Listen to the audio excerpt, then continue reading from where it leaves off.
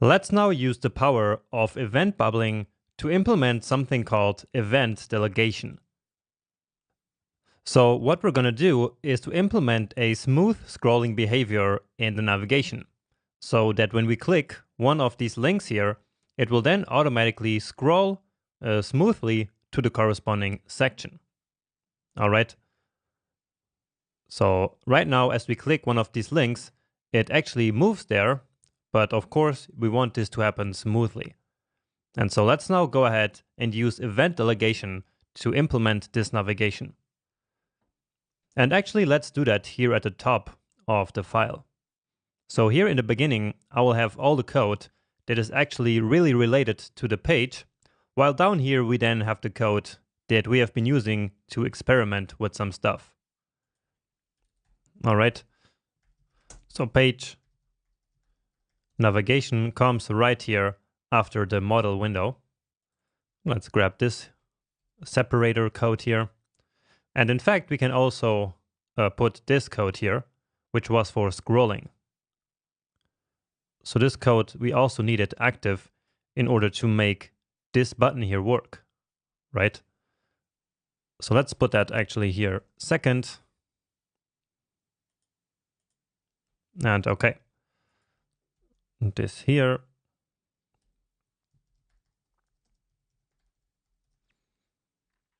All right. And these selections, I will put all of them here at the top. All right. So that's a little bit of a nicer organization, having, just like in the last project, all of the selection in one nice line. All right. Now we get this error here that button scroll to has already been declared. Oh, and that's because we actually wanted to cut this code. So we no longer want it here. Okay, so with this, we cleaned it up a little bit. And so let's now go actually to the place in code where we want to implement the page navigation. Now let's actually first implement this without using event delegation so that you can see the problem in the approach that we've been using so far. And so let's now select all of these three links here. So document.query selector, and actually it's got to be query selector all. And then, as we already saw in the previous video, they are called nav __ a link. Okay, so this will return a node list, and now we can use the for each method in order to attach an event handler to each of the elements that are in the node list.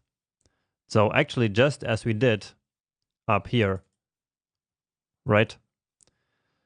Okay, so for each, and so our callback function here, which gets access to the current element in the node list. And so to each element, let's now use the add event listener method. So a click, and then another callback function. So now we have callback inside of callback, but that's not a problem at all. All right, so here we again want access to the event. And now let's just start by logging to console link just like this. So indeed we get link here and on this one and also on this one. So 3 times link. Now you already start to see the problem, which is that by default, clicking one of these links will scroll to the position in the HTML. And that's because of these so-called anchors. Let me show it to you in the HTML. And so these here are called anchors. So hash and then some name here will automatically move the page to the element which has the ID of this. So let's see, down here we have, here we have this section with the ID section 2. And so as we click here then, it will automatically move to exactly that section. And we can see it here also in the URL bar, right? So we basically need to prevent that from happening. Let me just put this back here because in the last lecture we deleted this section 1 that was here. And so as I was saying, we need to prevent this default behavior. And so for that, we use once more event, or E in this case, dot prevent default. And so let's see now. And indeed, now nothing happens. So we no longer scroll to the page, and you see that the URL bar is actually also no longer changing as we click here. So that problem is fixed. And so now let's implement the smooth navigation, or the smooth scrolling actually. Because if we didn't want the scrolling to be smooth, then we actually wouldn't need any of this, because we already saw that the browser will actually automatically move to that place, so to that anchor that we defined in HTML. Now, that anchor, however, so basically this part here is still going to be very useful, because we can now take this href attribute. So basically we can take this value here and select the element that we want to scroll to based on this. Because if we think about this, this actually looks pretty much like a selector for an ID, right? So let me write the code here, and then I will explain a little bit more. So let's get that href actually, and I'm going to call it ID. So that is at this, which is the current element, remember, dot get attribute, and then the href. Okay, and I used the get attribute function here because, as we learned before, I actually only want that part that we literally write here.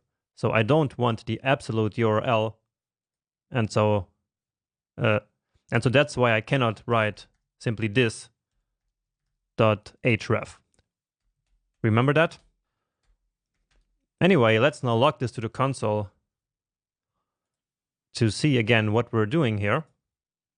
And so you see we get now section 1 here, 2, and 3.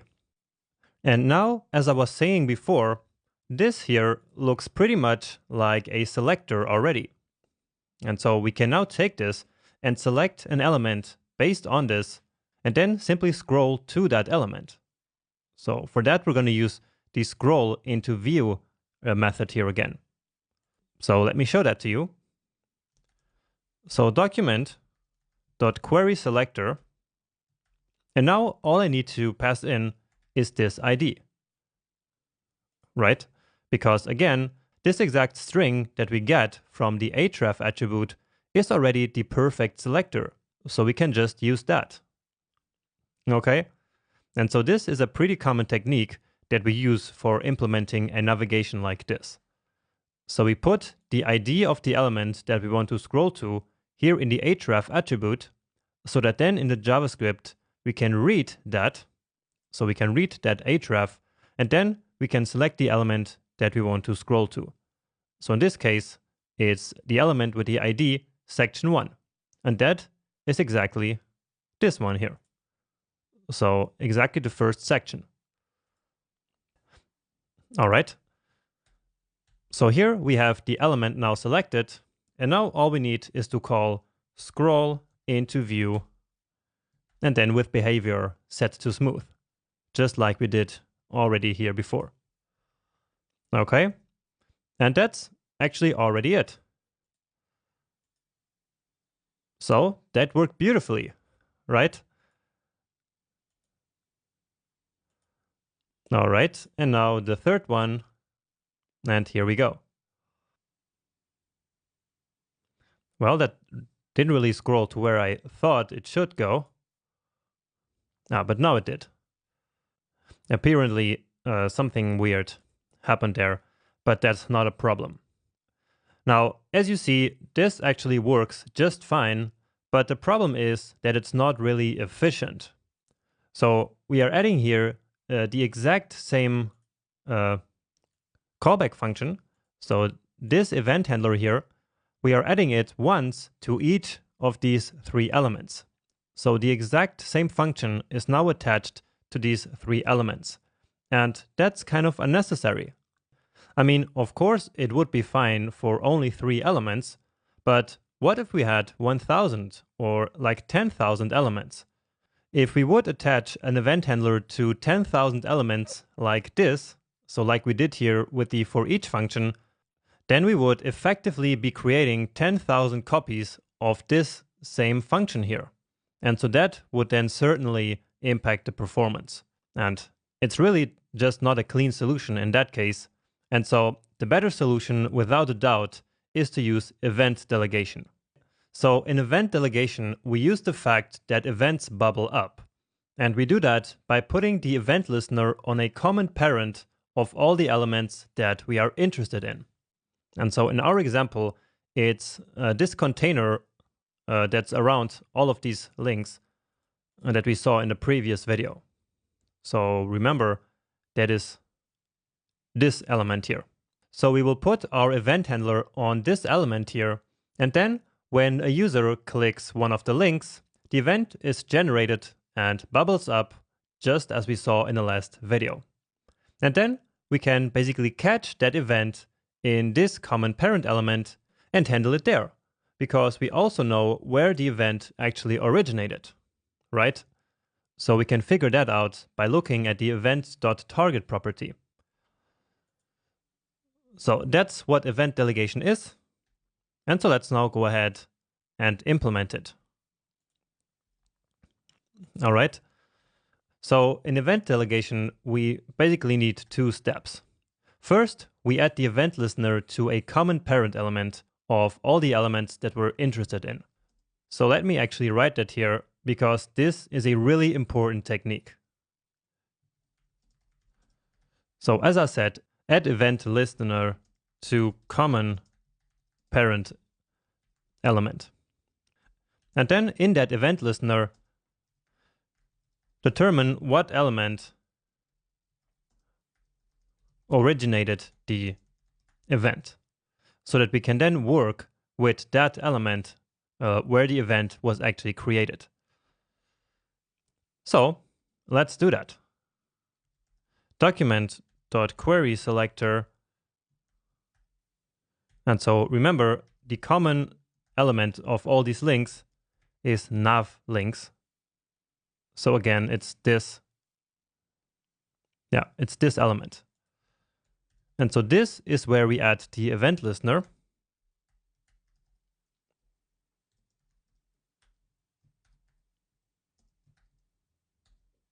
And now we just need to figure out where the event actually happened. And remember that that is stored in event.target, right? So event.target becomes really, really useful now in this strategy, because we can now use this information exactly to basically see where that event happened. So as I click here, we can now see well, that the event occurred from this element. And as we click here, then we see that it originated, of course, from this one. Okay? And as we click somewhere here in the middle, then we see that the click, of course, happened in this entire element, not in one of the links. And this part is actually important to notice, because now we actually only want to work with the clicks that happened on one of the links. So only this one or this one, but the click that happens here on this nav links element is not relevant at all. And so now we need a matching strategy here in order to match only the elements that we are actually interested in. All right. And in this case, the best way to do that is to simply check if the target has this navlink class. All right. So this is the matching strategy. And this can sometimes be one of the hardest things to come up when you use this technique. But many times I actually do it like this. So I check if the target element contains the class that we are interested in. So class list, and then remember we can use the contains method. And then we can simply check if it contains the class nav link. And so that's then this one here, right? And only if it does, then let's log link. So let's see. So as we click, we get link, you see? Or another one, and we also get link. But then as we click somewhere else, like here in the middle, then we do not get link. All right? And so now we successfully basically only selected the link elements itself. And so now we can basically do exactly what we did here before. So we actually also need to prevent the default. And so let's get all of this. And replace that here. Get rid of the comments. And this one here, so preventing the default, we actually always want that, or to do that. So no matter where we are clicking, nothing should happen. All right. So let's try that. Oh, and here we get this error, and we get null on line 87. So that's this. Oh, and of course, we still have a problem here, because the href attribute is now not on this, but it is on the element that was clicked. And so that is again e.target. So that's the whole reason why we're using e.target in the first place. So let's try now. And beautiful. Now it actually works. So you see, we still get the same sections here also logged to the console, and it scrolls to exactly where we want it to go. Awesome. So this works beautifully, and yeah, we successfully implemented event delegation, which is a lot better and a lot more efficient than simply attaching the same event handler to multiple elements. Instead, we simply added one big event handler function to the parent element of all the elements that we're interested in, and then we simply determined where the click event came from. And then we also needed this matching strategy because we wanted to basically ignore clicks that did not happen right on one of these links. And coming up with this matching strategy, as I like to call it, is probably the hardest part of implementing event delegation. But don't worry, because there will be plenty of examples throughout the rest of the course. And so at some point, it will all make a lot of sense to you. So I hope that you're convinced that event delegation is a much better strategy, even though it requires a little bit more work than the first implementation that we did. And in fact, there is actually an even more important use case of event delegation, which is when we are working with elements that are not yet on the page on runtime, so by the time the page loads. And a great example are buttons that are added dynamically while using the application. So it's not possible to add event handlers onto elements that do not exist. But we will still be able to handle events on elements that don't exist at the beginning by using event delegation one more time. And we will actually do this later in this section.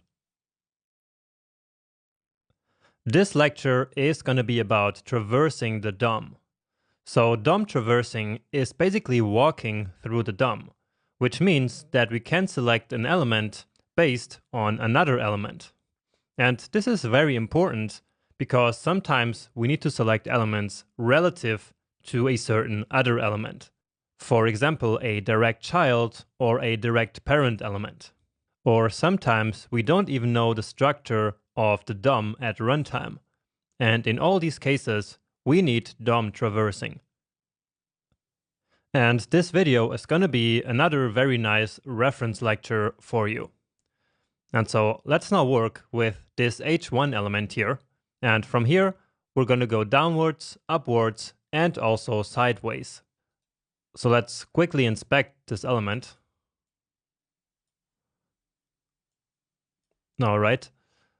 So we see, so here we have the h1 element, and in there we have some text, we have some comments, then we have this span element, then some more text, and even more elements.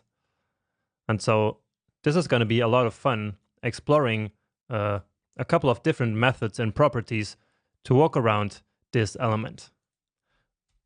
So let's start by selecting it. Maybe we already did that before somewhere, but that doesn't really matter. So let's start with going downwards. So basically selecting child elements. So the first way of doing that is to use query selector, because we already know that query selector also works on elements, not only on the document. So let's simply log to the console h1.querySelector, and then let's again see here what we could select. So we have this class highlight and this class highlight. So that's these two green ones. And so let's select them here. So that's actually query selector all, because there are two of them. And so class highlight. So let's take a look. And indeed, here they are. So this here indeed selects all the elements with the highlight class that are children of the h1 element. And that would work no matter how deep these child elements would be inside of the h1 element. Okay, and that's very important to notice. All right. Now in this case, these two elements here are direct children of the h1, but as I said, it would go down as deep as necessary into the DOM tree. Okay, and also if there were other highlight elements on the page, so elements with this class, they would not get selected because they would not be children of the h1 element. All right, so these are 2 points that are important to note here about query selector and query selector all. Now, sometimes all we need are actually direct children, and so for that we can use h1.childNodes. So let's take a look. And so here we actually get all kinds of stuff. So we get text, we get a comment, and we get then these elements. And that's because we already know that nodes can be anything. So they can be text or elements or even comments, as we have here. Okay, so this really gives us every single node of every single type that there exists. But many times we are simply interested in the elements themselves, right? So if we wanted the text, we could use .textContent or .innerHTML. So child nodes is not that used, but instead we can use children, just like this. And this then gives us an HTML collection, which remembers is a live collection, so it's updated. And so here we indeed only get the 3 elements that are actually inside of the h1. So that's this span, this breaking, and this span again. All right, but this one works only for direct children, so keep that in mind. Okay, finally, there's also first and last element child.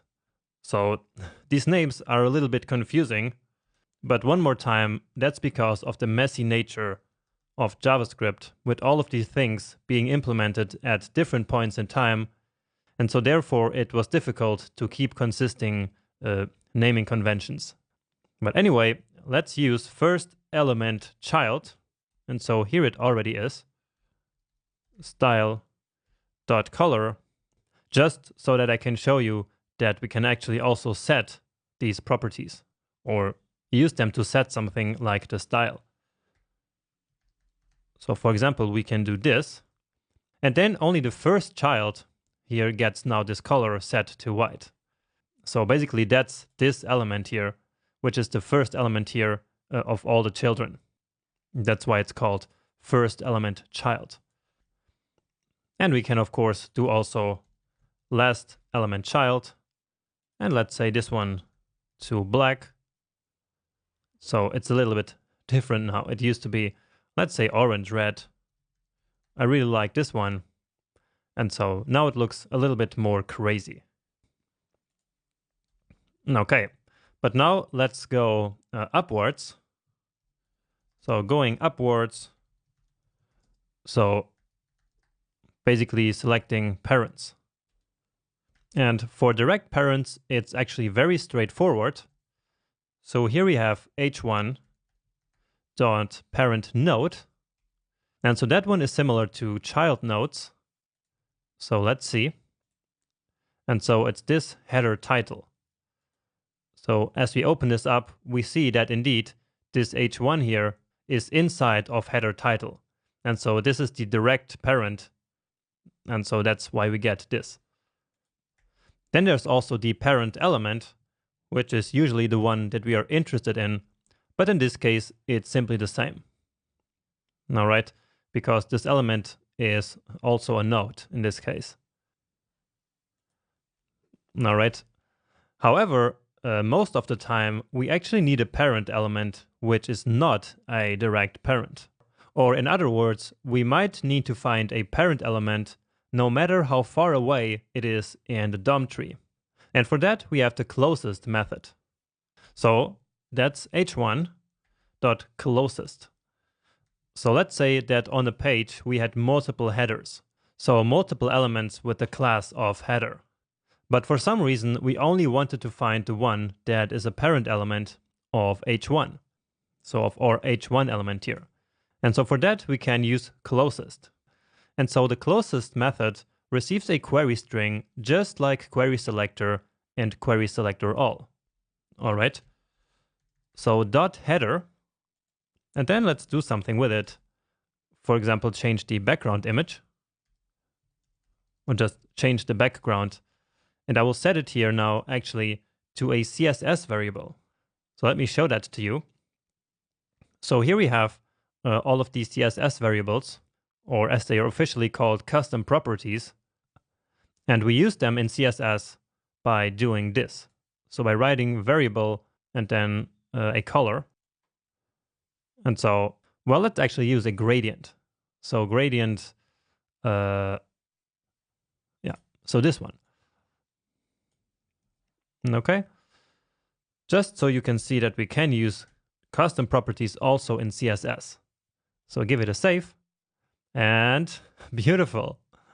Well, it's not that beautiful, I must say, but indeed it worked. So it selected the closest header to our h1 element, so the closest parent element that has this class, and then it simply applied our style to that element. So this is a very important one, and we're going to use it all the time, especially for event delegation. So take a note of that, or just keep it in mind. Now, if this selector here actually matches the element on which we're calling closest, then that's actually the element that's going to be returned. So let me also show that. So we are calling this on the h1 element. And so if we're looking for the closest h1, then that's going to be exactly the element itself. And so, as I just said, then that's going to be the one that will be returned. Let's make this a bit more prominent here. And so you see that indeed, now this is the h1 element itself. So we can think of closest here as basically being the opposite of query selector. So both receive a query string as an input, but query selector finds children no matter how deep in the DOM tree, while the closest method finds parents, and also no matter how far up in the DOM tree. All right. So very important method here to keep in mind. And now let's go sideways. So selecting siblings. And for some reason in JavaScript, we can only access direct siblings. So basically only the previous and the next one. So that's h1.previous element sibling, like this. And then there's also the next element sibling. All right. So the previous element sibling is null. And so if we take a look at that, it makes sense because there is nothing there. So this is the first child of this parent element, and therefore it doesn't have a previous sibling, but it has a next sibling. And so that's this h4 element, which comes after it. And just like before, we also have the same methods, or actually the same properties for nodes. So that's just previous sibling and next sibling. So let's see. And here the previous sibling is now actually text. So not sure what that is. Well, it's not really important because again, most of the time we're going to be working with the elements anyway. Now, if we really need all the siblings and not just the previous and the next one, then we can use the trick of moving up to the parent element and then read all the children from there. So let's see. So h1 dot parent element. So that's just like we learned before. So the direct parent, and then from there we can get all the children. So just like we learned here also before. So dot children. And so now we get all of the siblings. And that of course is going to include itself. So that's all of these elements, and all of them are siblings. And just for fun, let's actually do something with them here. So this is an HTML collection, remember, so it's one more time not an array, but it is still an iterable that we can spread into an array. So we can do this, and it will then create an array from this. And then we can loop over that array and do something using the for each method. So let's say that we wanted to change some style to all the siblings, but except the element itself. And actually that's more straightforward than you might imagine. So we can simply do this here. So we can check if the element is different or equal also works than the h1. Because h1 is our original element itself. And so comparisons between elements actually work just fine. Okay? And so when the element is not the h1 itself, then let's change the style. And let's say we want the transform property just to scale them a little bit. Let's say 0.5. So scaling them by 50%. And indeed, all the other three siblings are now like 50% smaller. All right. And so this is how we can work with all the sibling elements of one element. Great. And that's actually the fundamentals of DOM traversing. And we're going to need them all the time, and especially when we're doing some more complex event delegation like we will do throughout the rest of this section.